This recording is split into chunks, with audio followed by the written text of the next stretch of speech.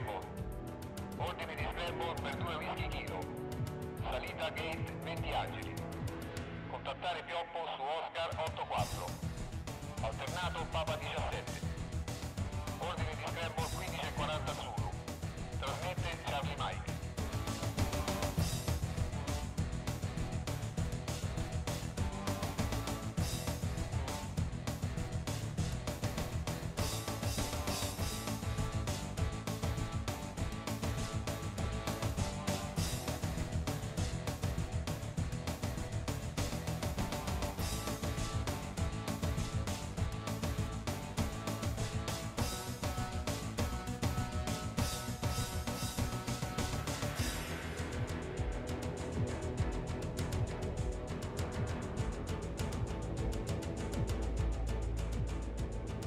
Within the Air Force flight wings, events like this took place again and again. 3 generations of fighter pilots are recognized for the immense role they played.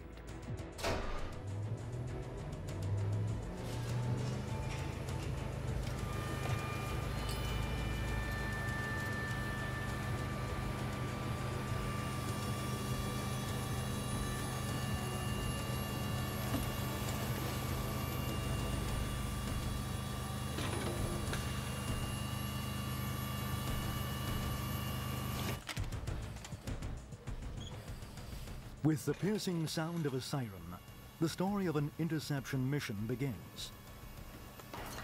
And this is how more than 40 years of history began. The history of the Air Force F-104.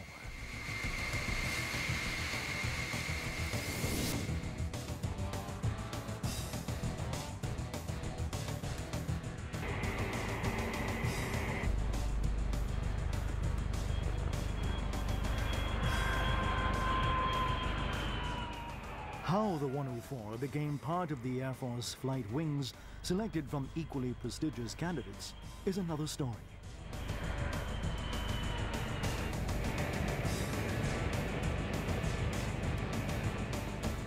In the early 1960s, a plane had to be chosen that would form the backbone of Italy's air defense. It was a tough decision. One morning, General Mocci came to my office and said, "Berto, we've made the decision. If you read the morning paper, there's an article that says the Air Force has chosen the F-104G in cooperation with the Germans, Belgians, and Dutch." And I answered, "Well, the problem is solved, Commander. Good luck." The newcomer aircraft already had a good record and an appropriate name, Starfighter. But the Air Wings community soon gave it the nickname of Hatpin because of its long, smooth shape. Its pure aerodynamic lines actually make it look like a rocket or an amiable lit cigar when the afterburner lights the jet. The choice turned out to be a good one, and naturally, the pilots were the first to realize it. When I left for the States to attend the F-104 qualifying course, the acting Deputy Chief of Staff, General Valentini, called to say, "Berto, now you're going to the States. After you've flown the F-104, send me a note about your feelings." After my first flight, I sent him a postcard. "Dear Commander, the F-104 seems like a really exceptional machine. There is one thing lacking, however. It doesn't give you time to think."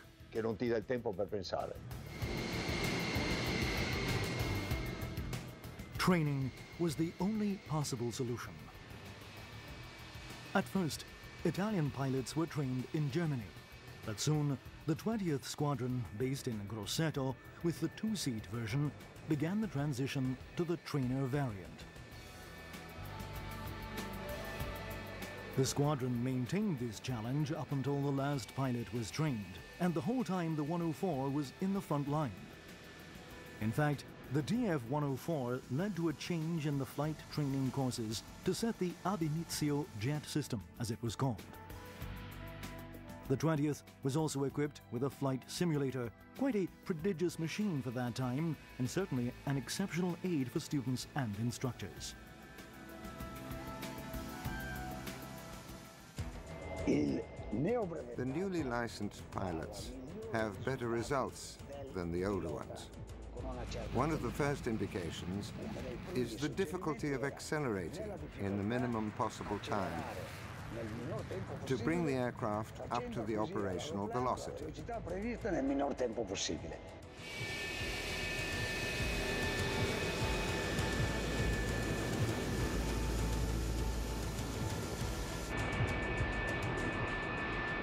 This new aircraft created a revolution within the Air Force and brought deep changes in all Air Force operational, technical and logistic sectors.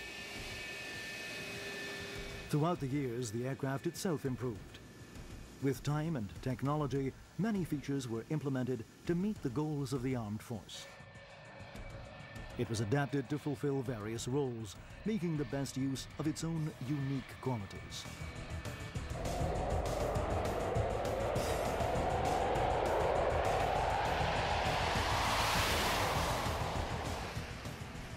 Above all, it acted as an interceptor, the main role for which it was chosen and the one it could still perform today. I was an interceptor pilot of the 21st Squadron based in Istrana when I left to attend the F-104 qualification. At Yerva Base, I noticed a contrail that was passing over the field at an altitude of about 37 to 38,000 feet, and the instructor told me to take off for a ride demonstration. We took off, and at that point I had to pull up the landing gear in a hurry, otherwise it couldn't be done. And he told me to look at the trail and pull up. While staring at the trail, I got above it in a minute and a half. There you have it. An interceptor pilot's dream had come true.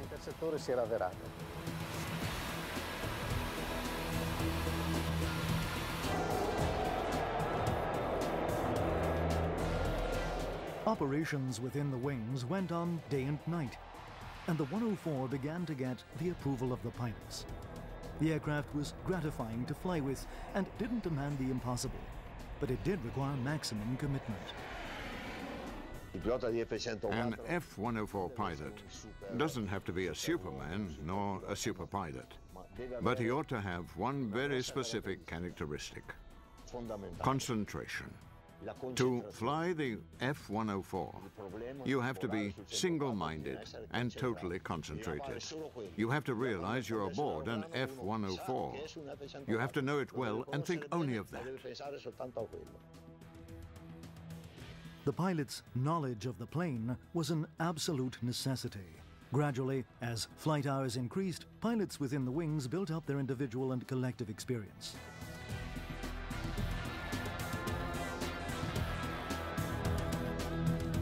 You have to realize that there's no difference between the first 104 pilot 40 years ago and the pilot of today. There's no difference in the approach to the aircraft, nor in the attitude towards it, because in all these years the 104 has never lost the respect it's due, and has never become obsolete.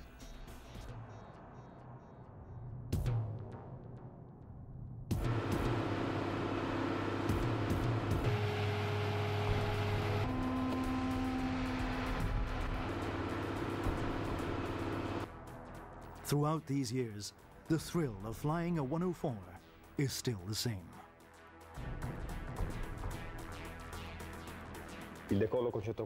Taking off in an F-104 is an unforgettable experience, not because of the number of times you've done it, but because of the power of the engine, the acceleration, the exuberant thrust. The thrill of the experience is something you never lose, especially with the light configurations like the air defense, when the plane is not overloaded with fuel or other cargo to weigh it down, and you have greater acceleration. The insertion of the afterburner really adds thrust. In slang we say, a kick in the arse.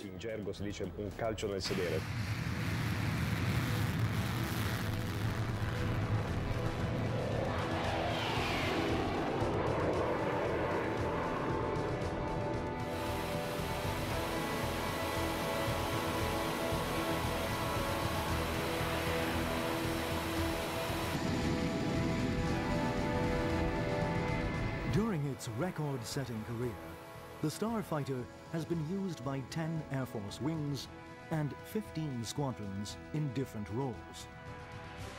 As an air defense interceptor, attack striker, and for reconnaissance, and in various versions, the original F-104G, the S-1, the ASA, and the ASA-M, in the ongoing quest to expand the aircraft's utmost capabilities. The Air Force 104's history can be considered a real epic, not merely because of its endurance, but also because of its importance.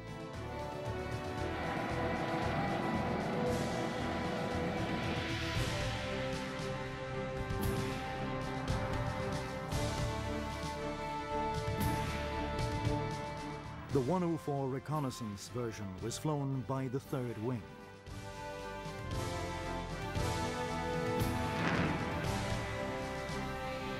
The aircraft was equipped with a special pod that held infrared cameras. During the recent Gulf War, it was operational from an airbase stationed in Turkey.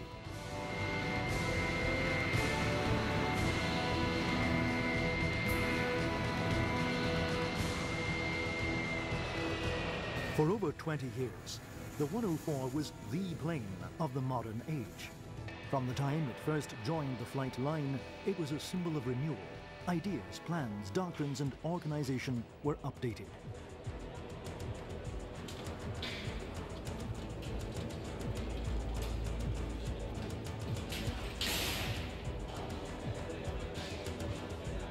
The revolution spread inside the technical and logistic areas as well. Full scheduled maintenance and turnarounds were accomplished by no less than 12 separate specialists.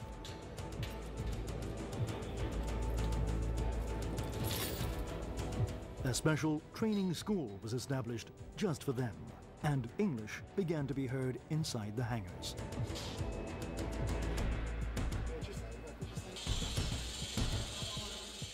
The specialists' identity and role were highly respected, even more so nowadays as they became highly skilled and more professional. Those who work around the F-104 feel a degree of superiority. And this happened also to me when I came from a wing equipped with another type of aircraft. The 104, with its noise, its bisonic velocity, and its complex maintenance at both primary and secondary technical levels, gives the specialist the extraordinary satisfaction that maybe other types of aircraft don't.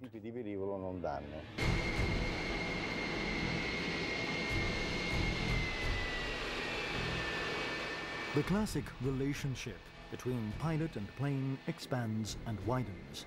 Today we call this teamwork, and the goal is to obtain maximum efficiency of the system, the objective being to achieve the maximum possible number of available flight hours. The entire air defense organization relies on this, and the 104, in its role as pure interceptor, is the diamond point.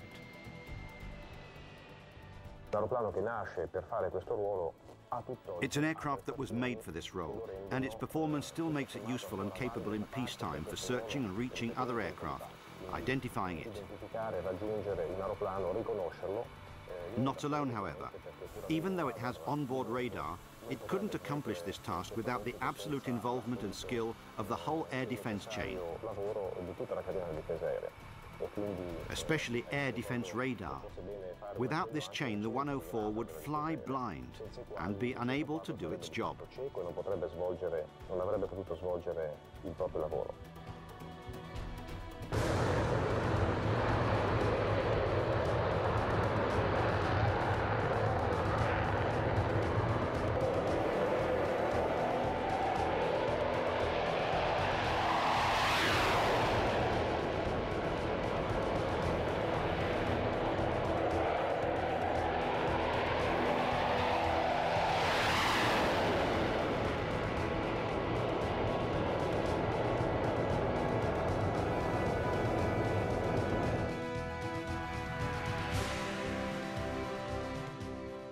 Sometimes, during actual interceptions, with a zoom following a dizzying ascent in a few seconds, the 104 had close encounters with a nearby intruder detected by the Air Defense's ground or air radar surveillance chain integrated into the NATO system.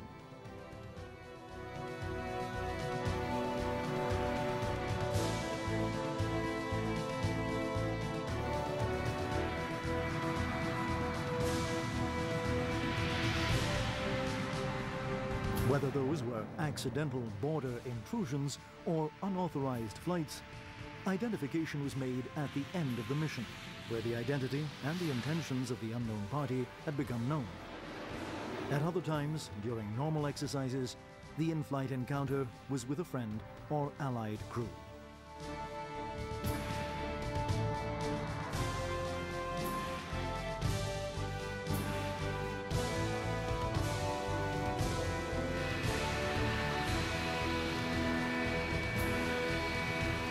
In-flight activity increased drastically as years went by. Maintenance operations have now become daily occurrences without falling into the distraction of routine. Before each flight, the maintenance crew repeats standard signals to the pilot in a highly comprehensive dialogue. They've perfectly mastered a rich, articulate language where even the use of hands and fingers is involved. A unique characteristic among flight operations around the F-104 is the pilots' and crew chiefs' hand movements during the so-called five-finger procedure. They are able to check aircraft surfaces like flight controls, air brakes, flaps, inlet doors, and auxiliary air intake by a simple wink of an eye between them. In questo caso è fondamentale.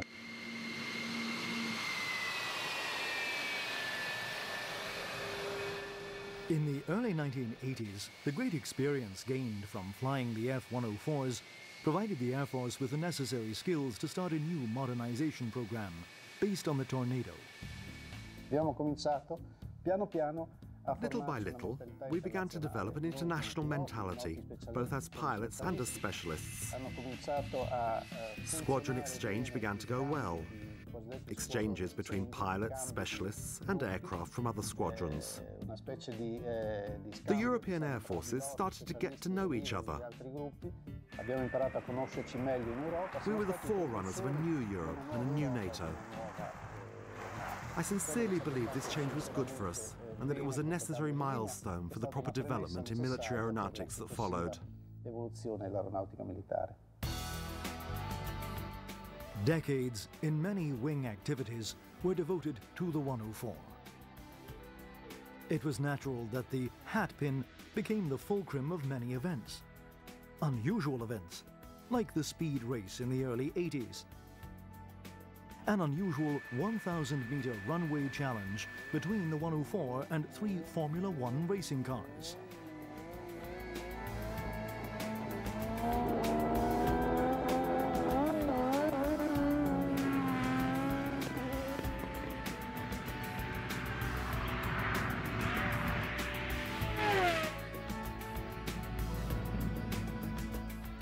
For the record, the 104 only managed to beat its adversaries when the fog disappeared. It was possible to fill the aircraft with only enough fuel to take off and land on the same base.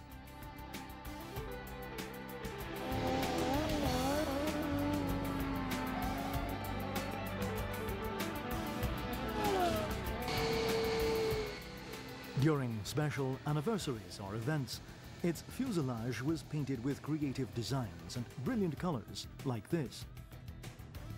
We're not able to show them all, but some are worth remembering for their fantastic imagery and color combinations.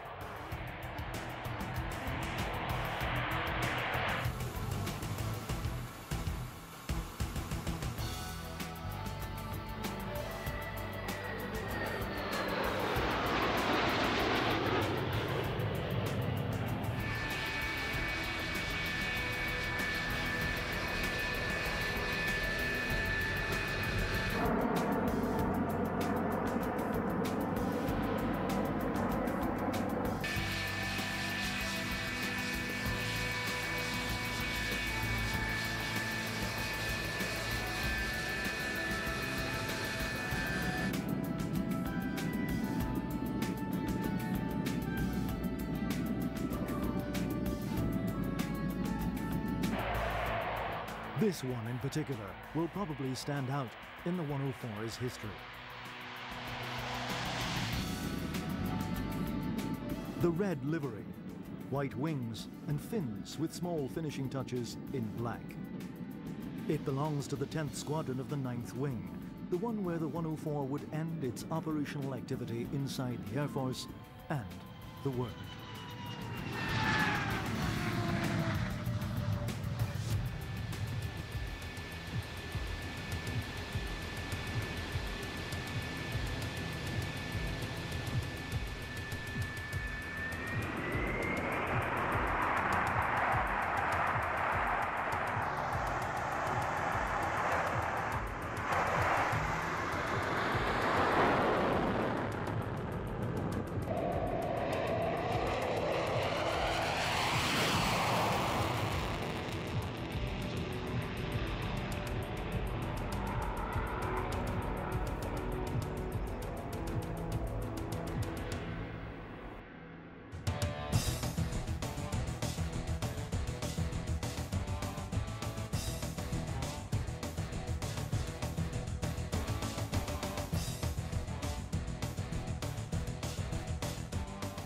The hat pin will be remembered for a long time with nostalgia and love.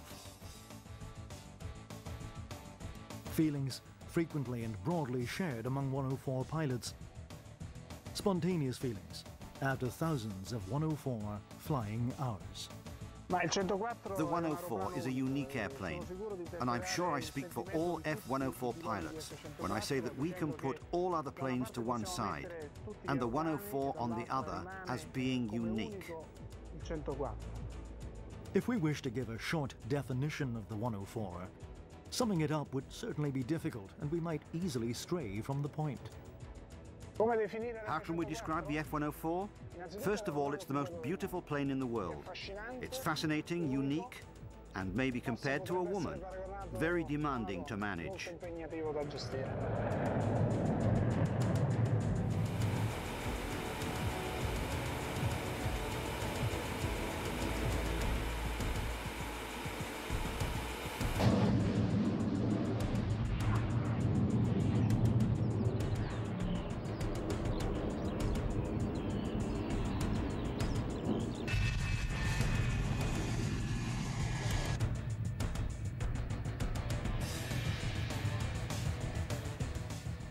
There are some, however, who have other feelings about the 104.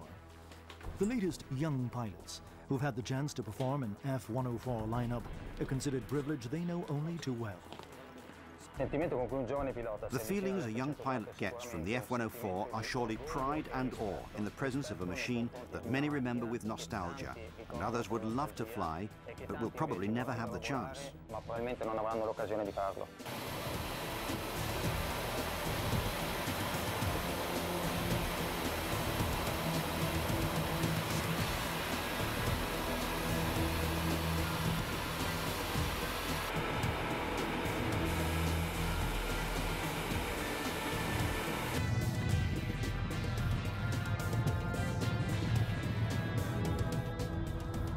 Gone forever are the times when the test wing, tasked to make the 104 presentation, demonstrated the plane's superb performance with marvelous acrobatics, a compendium of elegance and power.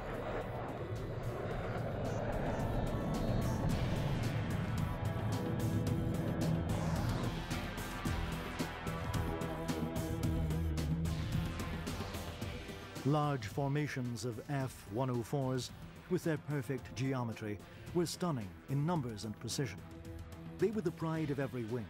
During official ceremonies, they could demonstrate the excellent training of the pilots and their ability to fly in formation.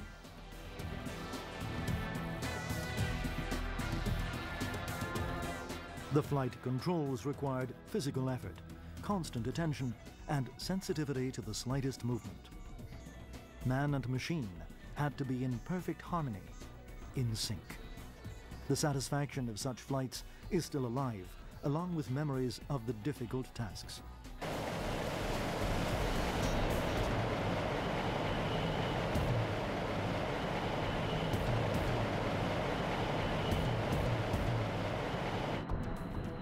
While listening to these stories, faces and names of unforgettable men and colleagues return.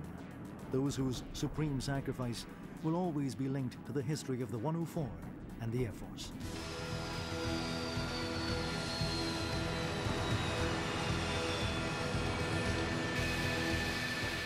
The last taxi to the runway for takeoff. F-104s of the 9th, 10th, 18th and 20th Squadrons. Whilst looking at this scene, who could imagine that the career of those aircraft was about to end forever? And how many other planes have aged as well as the 104? Its lines are still modern, its elegance unaltered, and the pride with which it takes to the air is the same as it was many years ago.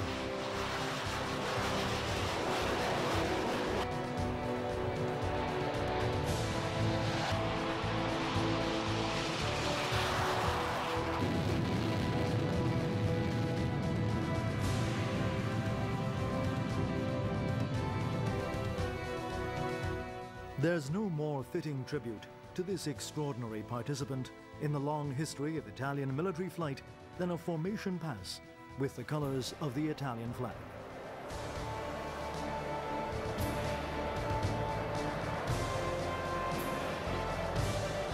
A symbol of gratitude and affection, this is the Air Force's final farewell.